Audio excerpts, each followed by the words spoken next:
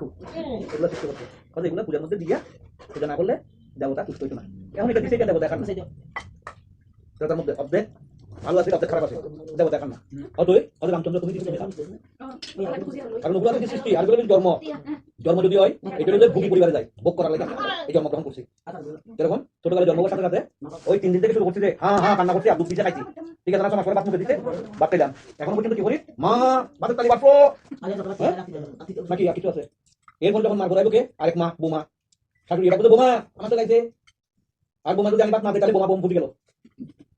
আমার তো খারাপ পানি বলে করে বুঝলি না না না না বুঝলি ও এমনিতে ছোটবেলা থেকে একদম ছোট থেকে ও ভীষণ ঠাকুর দেবতার মানে গল্প শুনতে এই যে খুব সবকিছু ভালোবাসে। বুকি টিভিতে কোনো আমরা এখন কিন্তু বুকি সিরিয়াল ওই এগুলোকে আমরা কি করি ত্যাগ করার জন্য দেবতা মুক্তি বসাই আমরা একটু আলাদা হবে ঠাকুর আমি তো সবসময় বলি আমাকে ত্যাগের মুক্তিটা দাও। তখন কেউ সাধু হয়, কেউ সন্ন্যাসী হয়, কেউ বৈষ্ণব হয়, এগুলো তো মানুষের মতো, তাহলে আমি কেন হই না? কিন্তু আমি এখন বুকের মধ্যে আছি। হ্যাঁ এখন সাধুরা আরো বুকি হয়ে গেছে, যেমন মহারাজ হয় এরা লিখে দিয়েছে মানুষ আপন টাকা পর যত পারিস মানুষ মানুষ দল টাকা আইব না বলছি। হ্যাঁ বলবো যে এখন প্রত্যেকটা মহারাজ প্রত্যেকটা গুরু ব্যবসার উপর পরিণত হয়েছে। আগে অনুকূল চন্দ্র কোনো চিন্তা করছে না, আজকে জ্যোতিষানন্দ এগুলো করছে না, এগুলো অতিরিক্ত করছে পরিশ্রম করছে। আর এখন সাধুরা বলতে নেই অনুকূল ঠাকুরের নামে কিন্তু অনেকেই অনেক কিছু বলে না এটা বলতে কিছু জানেন, এটা হইলো যে এখন এজেন্সি হয়ে গেছে, একটা এজেন্সিটা করে এগুলো কথাটা হচ্ছে এজেন্সিটা করে প্রত্যেক মহারাজ মহারাজ এরকম বুঝলো আপনি যদি 10 টাকা দেন এরকম করে দেখি টাকাটা দেখে এরকম মাথা লাগবে, আর যদি 500 টাকা দেন তাহলে মাথার মধ্যে চাপ দিব, এটা কি করবেন? আরেকটা আছে মহারাজ আছে শালগঙ্গা, শালগঙ্গা গেছেন? হ্যাঁ গেছে হ্যাঁ প্রসাদ খাওয়ার লাগে ঘরে ঢুকেছে না, ঘরে ঢুকেছে সবাই ঢুকে ওদিকে তালা মারি দিছে, এদিকে আর বাড়িতে পারতেন না, বাইরে হচ্ছে তাদের সামনের দিকে ফেলবে এটা দেখো বুঝছেন নি? মহারাজ সামনে বেরোছে গেট দ্বারা খাইয়া বসে মাইখানে বসে দিত বসে দিত তারপরে এই ব্যক্তি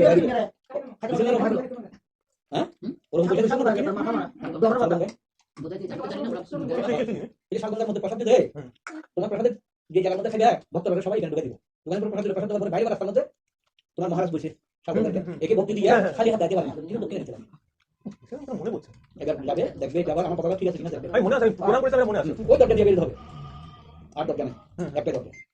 এটা নিয়ে বড় ভাই ছোট ভাই ঝগড়া বেজে একজন চলে আসছে তোমার তারাপুরে, এই পলিসিটা আমার কেন ভালো লাগছে না আর ভাই রাধারাম রাধারাম কৃষ্ণ ওই এগুলো খালাসান ঠাকুর খালাসান রাধারাম করে শুনি কিন্তু আমি রাধারাম প্রত্যেকটা জায়গার মধ্যে গেছি, আমি দেখছি না যে ত্যাগী শুধু হয় ব্রাহ্মণ বলে লোক করে, লোক তো সবাই করে।